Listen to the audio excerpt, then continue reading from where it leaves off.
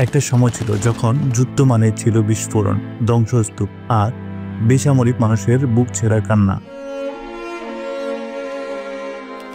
1980-এর দশকে যুদ্ধ বিমান কিংবা হেলিকপ্টার থেকে নিক্ষিপ্ত হতো উচ্চ ক্ষমতা সম্পন্ন মিসাইল। লক্ষ্য ছিল শত্রুঘাটে, কিন্তু এর আগুনে গিলে ফেলত নিরপরাধ অনেক প্রাণকেও। যুদ্ধের সেই সহজ অঙ্কে কোলাটেরাল ড্যামেজ ছিল প্রায় অবশ্যম্ভাবী। বেসামরিক মানুষ যখন মারা যায় তখন সেই শোক বদলে যায় ঘৃণায়, বিদ্বেষে, কখনো প্রতিশোধ স্পৃহায়।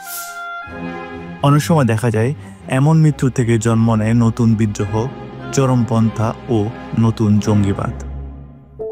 সময় যেমন পরিবর্তন হয়েছে প্রযুক্তিরও, তেমনি বদলে গেছে যুদ্ধের ভাষা। এখন আর যেখানে সেখানে গোলা চড়ার দিন নেই।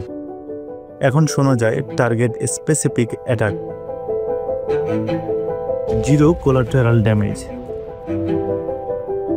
এমনকি এমন অস্ত্রের কথা যা শব্দহীন, বিস্ফোরণবিহীন, শুধু নির্দিষ্ট লক্ষ্যবস্তুতে নিখুঁতভাবে ধ্বংস করতে সক্ষম।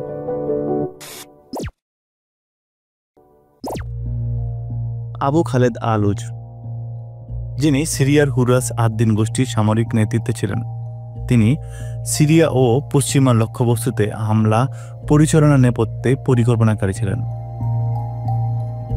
একই সংগঠনের গুরুত্বপূর্ণ নেতা আবু আল-হারিথ মাল-মাসরি 2020 সালে মার্কিন হামলায় নিহত হন।